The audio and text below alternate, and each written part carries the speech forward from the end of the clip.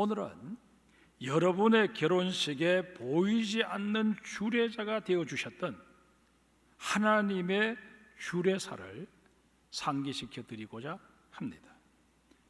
제가 이런 말씀을 드리면 혹 우리가 결혼할 당시에는 그리스도인이 아니었는데요, 우리는 기독교 예식으로 결혼식을 하지 않았는데요 라고 말씀하실 분이 계실지 모르겠습니다. 설령 그러셨더라도 하나님께서 여러분을 부부로 맺어 주셨다는 사실만은 부정될 수 없습니다. 이런 의미에서 여러분의 결혼식이 어디서 어떻게 치러졌든 하나님께서는 분명히 여러분의 결혼식에 주례를 하셨고 주례사를 해 주셨습니다.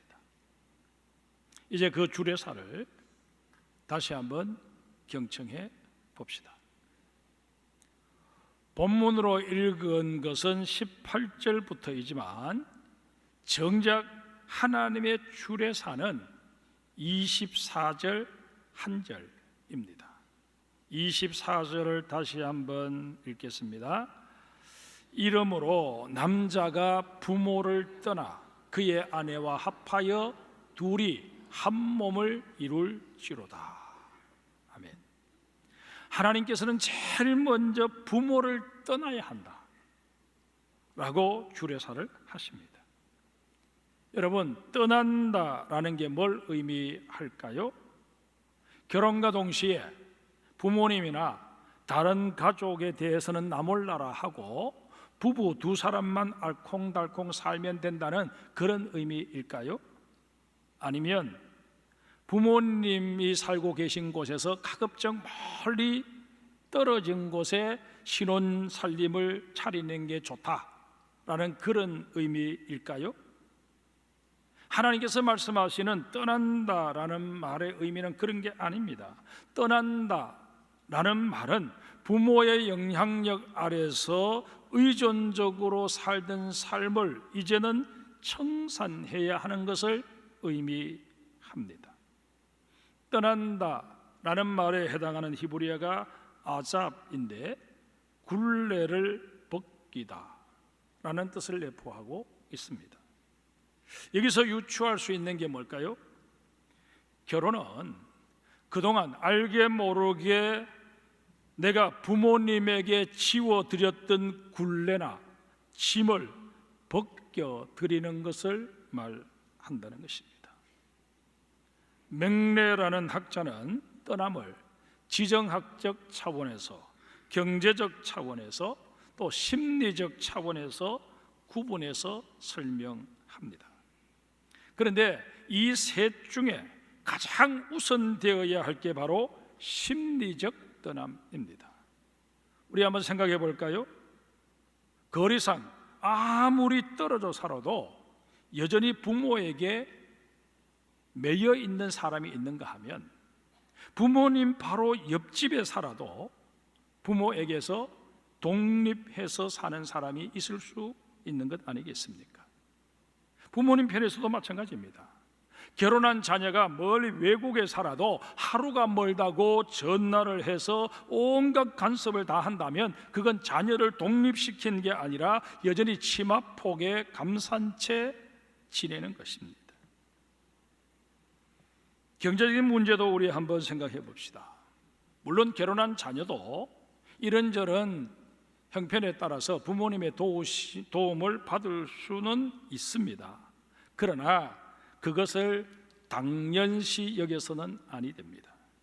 결혼 후에 부모님께 받는 도움은 지원이 아니라 부채라고 인식할 수 있어야 합니다. 이런 인식은 결혼과 더불어 이제 나도 가정을 이룬 만큼 모든 면에서 독립적인 존재다라는 심리적 자각에서 비롯되는 것입니다. 흔히 결혼을 일컬어 부모에게 매여있던 정신적 탯줄을 자르는 것이라고 말하는 이유가 바로 여기에 있습니다. 또 여기 계시는 처녀나 총각들, 앞으로 결혼하게 될 때 결혼식에서 나름의 서약을 하겠지만 제가 오늘 여러분들에게 서약을 받는 이것을 꼭 마음속에 새기시기를 부탁을 드립니다. 먼저 여기 앉아 계신 남자분들, 저를 따라 서약해 주시기를 바랍니다. 목소리가 작으면 계속 다시 할 것입니다. 자, 따라하겠습니다. 나는 아내가 여성스러운 아름다움과 매력을 점점 잃어가고 날씬했던 몸매가 온데간데 없어질지라도 게다가 남성 호르몬의 증가로 상냥했던 예전의 모습을 다 상실하고 간혹 무섭게 느껴질지라도 변함없이 아내를 사랑하며 존중할 것을 다짐합니다.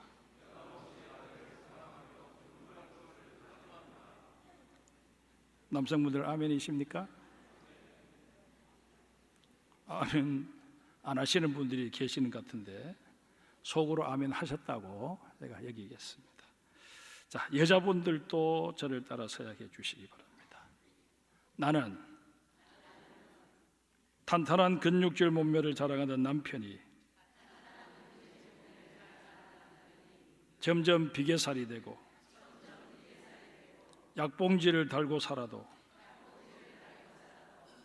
회사에서 퇴직해서 삼식이가 되어 나를 귀찮게 해도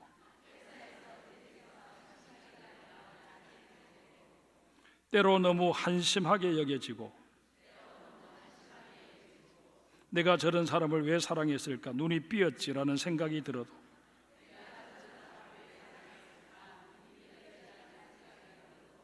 이내 마음을 고쳐먹고 사랑하고 존중할 것을 다짐합니다.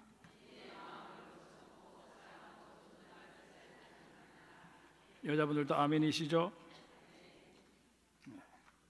나는 죽어도 아멘 못하겠다는 분들이 계시는 것 같은데 그러면 안 됩니다. 어떤 책에서 읽은 글입니다.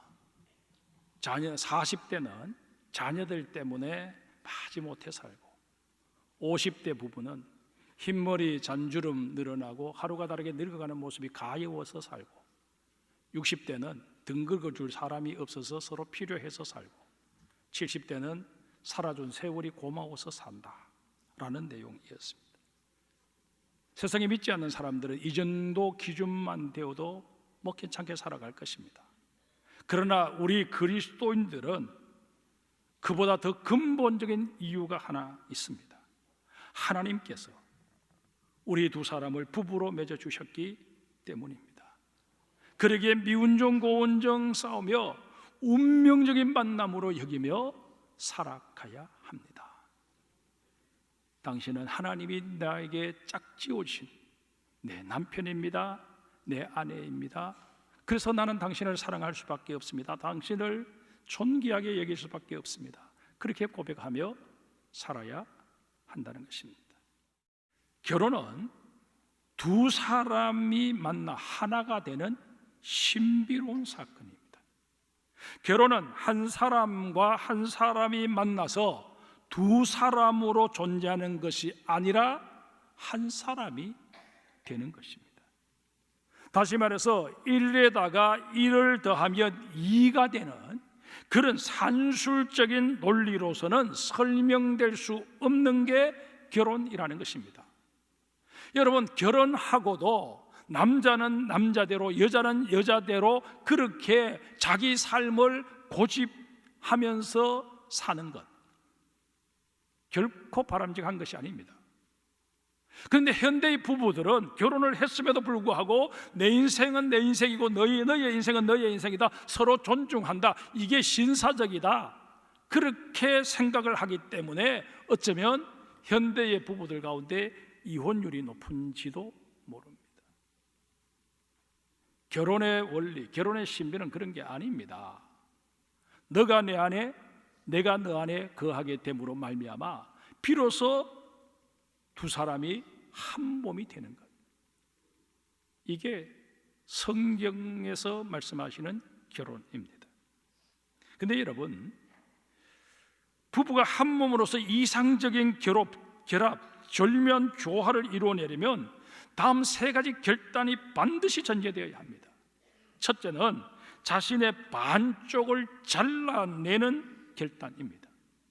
남편과 아내 둘이 한 몸을 이루고 살려면 총각 때, 처녀 때 자신이 가졌던 그 고집, 욕구, 의견, 권리, 주장 이런 것 다 절반으로 줄여야 합니다. 간혹 남편들 중에 나는 생겨 먹기를 이렇게 생겨 먹었으니까 내버려 둬라, 나는 내 생긴 대로 살란다, 그렇게 말씀하시는 분들이 계시는데 올바른 태도가 아닙니다. 특히 우리 경상도 남자들이 그런 경향이 높은데 그러다 보니까 노년에 이르러서 아내에게 평생 왼수가 되어버리고 마는 것입니다. 여러분, 혼자 살려면 모를까 결혼해서 함께 살아가려면 우리는 나의 반을 과감하게 포기할 수 있어야 합니다. 두 번째, 배우자의 절반을 있는 그대로 받아들이고자 하는 결단이 있어야 합니다. 나는 반을 잘라내었는데 배우자는 자신의 전부를 받아달라고 한다면 문제가 되겠지만, 배우자 역시 자신의 반을 잘라내고 남은 반을 받아달라고 그렇게 요구를 한다면 우리는 기꺼이 받아들일 수 있어야 합니다. 그러나 여러분, 이미 경험하시는 바이지만 이것조차도 결코 말처럼 생각처럼 쉽지 않다는데 우리의 고민이 있습니다. 배우자가 반만 남겼더라도 여전히 내게는 낯선 부분들이 많습니다. 장기 이식을 받은 분들의 얘기를 들어보면 그 장기가 몸에 적응하기까지 힘들기도 하지만 매사가 조심스럽다고 합니다. 어쩌면 결혼 생활은 배우자의 낯선 반쪽을 받아들여서 평생 적응해 가야 하는 조심스러운 삶의 과정일지도 모릅니다. 그러기에 여러분, 우리가 나이 들어가면서 배우자에게 무례를 범하는 어리석음을 저질러서는 아니 됩니다. 신혼 초에 치지고 볶고 하고 그러면서도 그냥 다 또 사랑으로 극복해내던 그런 열정이 있을 그때는 조금 서로 간에 무례를 범해도 해결할 수 있는 여지가 있습니다. 그런데 나이가 들어서 서로에 대해서 열정들이 식어버린 상태에서 무례를 범하게 되면 그건 상대방에게 큰 아픔과 상처로 자리해서 결국 그 상처가 치유되지 못하고 한 집에 살고 있지만 남남처럼 되어버리는 경우가 얼마나 많은지 모릅니다. 그래서 저는 여러분들에게 다시 한번 제안을 합니다. 연세 드신 분들은 서로 간에 존대어를 쓰는 습관을 키우시기를 바랍니다. 카톡을 주고받을 때도 그냥 존대어를 쓰시기를 바랍니다. 서로에게 존대어를 쓰게 되면 그만큼 실수할 가능성이 줄어듭니다. 꼭 유념하시기를 부탁을 드립니다. 나중에 가서 제 말 듣지 않고 그냥 넘겨 들으셨다가 항원 이혼을 하니 안 하니 하고 상담하러 오지 마시고, 정말 여러분, 남편과 아내가 나이 들어가면서 서로 존경받을 수 있고 서로 정말 그 사랑이 깊이 익어가는 그런 부부가 되시기를 주의 이름으로 축복합니다. 부부는 격정적으로 몇 년을 살다가 헤어지는 그런 관계가 아니잖아요. 하나님께서 허락하시는 인생의 여정 끝까지 동반자로 살아가야 하지 않겠습니까? 그러기에 우리는 정말 서로 속에 녹아드는 그런 하나가 되어야 합니다. 우리가 되어야 합니다. 그런데 우리가 된다는 이 개념을 무조건 한편 먹는 것으로 생각해서는 결코 아니 됩니다. 본문 18절을 한번 볼까요? 여호와 하나님이 이르시되 사람이 혼자 사는 것이 좋지 아니하니 내가 그를 위하여 돕는 배필을 지으리라 하시니라. 하나님께서 보시기에 지은 게 다 좋으셨는데 유독 아담 혼자 지내는 것이 좋게 보이지 않으셨습니다. 그래서 서둘러 돕는 배필을 지으십니다. 돕는 배필을 히브리어로 에제르 케네그도라고 합니다. 그런데 이 말 속에는 세 가지 뜻이 내포되어 있습니다. 첫 번째, 반대하며 돕는다라는 뜻입니다. 케네그도라는 단어 속에 상대편, 반대편이라는 의미가 있기 때문에 그렇습니다. 하나님께서는 아담과 하와 두 사람 중 한 사람이 잘못된 선택을 할 때 다른 한 사람이 반대해서 고칠 수 있도록 서로 돕는 배필 케네그도로 지어주셨습니다. 그러다만 아담과 하와 두 사람은 그러지를 못했습니다. 다음에 살펴보겠습니다마는 창세기 3장 6절에 보면 하와가 선악과 나무 열매를 따먹고선 또 하나를 더 따서 남편인 아담에게 가져다 줍니다. 그때 아담은 하나님이 금하신 이 열매를 왜 따왔느냐고 아내를 나무라면서 이러면 안 된다고 거절했었어야 옳았습니다. 그런데 넙죽받아서 먹어버립니다. 배필은 악을 공모하는 관계에서는 아니 됩니다. 배필은 서로가 하나님 앞에 바로 설 수 있도록 도와주는 역할을 해야 합니다. 이런 의미에서 남편도 아내도 믿음 안에, 말씀 안에 바로 서야 할 필요가 있는 것입니다. 부부는 건전한 의미에서 여와 야가 되어야 합니다. 두 번째는 동등하게 돕는 자라는 뜻이 있습니다. 케네그도라는 말에는 마주 본다라는 의미도 담겨 있습니다. 하나님께서 남자의 다른 부위도 아니고 허리 부분에서 갈비뼈와 살을 취하여 하와를 만드셨던 이유를 우리 부부는 깊이 생각해야 합니다. 여러분, 아내는 허리에서 만들어졌기에 머리 노릇을 하려고 해서는 아니 됩니다. 나이 들어가면서 점점 더 이 남성 호르몬이 강해지면서 여자가 남자를 그냥 쥐고 흔들려고 하는 그런 경향들이 가정들마다 나타난다는 얘기를 듣습니다. 그래서는 아니 됩니다. 또 남성 역시 가부장적인 그런 사고방식에 사로잡혀서 아내를 무시하고 아내를 정말 발가락의 때처럼 여기는 그런 모습을 취해서는 결코 아니 될 것입니다. 정말 서로를 존중하고 귀하게 여겨야 합니다. 세 번째는 부부가 서로에게 복의 통로가 되어야 함을 의미합니다. 축복송 중에 당신은 하나님의 언약 안에 있는 축복의 통로라는 CCM이 있습니다. 부부는 서로를 축복의 통로로 여길 수 있어야 합니다. 하나님께서는 남편을 통해 아내에게 복을 베푸시길 원하십니다.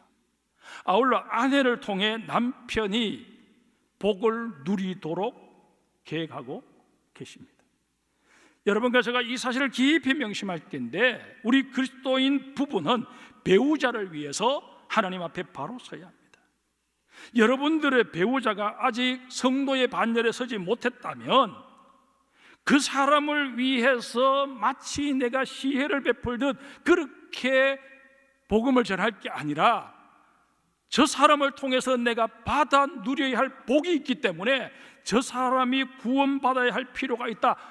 나를 위해서라도 저 사람을 그리스도인의 반열에 세워야 한다 하는 그런 절박함을 가지고 사랑하는 남편을, 사랑하는 아내를 주께로 인도하는 우리가 되어야 한다는 것입니다. 마지막으로 본문 25절을 우리 보겠습니다. 아담과 그의 아내 두 사람이 벌거벗었으나 부끄러워하지 아니하니라. 하나님의 주례사를 들은 아담과 하와가 서로에게 가졌던 감정을 이렇게 표현하고 있습니다.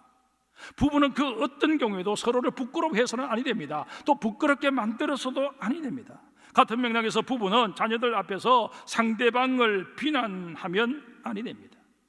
미성숙한 자녀가 저지른 잘못을 아빠 닮아서 이렇다고, 뭐 제 같은 경우면 박씨 성만 들어도 내가 징글징글하다, 그런 얘기를 아내가 자녀들 듣는 데서 해서는 아니 됩니다.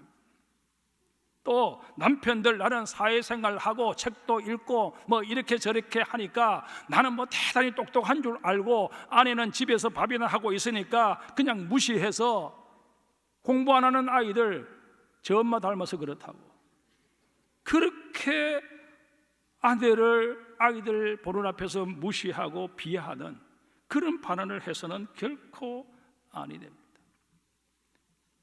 여러분, 우리 모두에게 아내는, 남편은 하나님께서 주신 최고의 선물이기에 가장 귀한 존재입니다. 여러분, 부부가 행복하면, 부부가 나이 들어가면서 서로 사랑의 깊이를 더해가게 되면 그것을 보며 자라는 여러분의 자녀 손들은 훨씬 더 안정된 삶을 살아갈 수 있을 것입니다.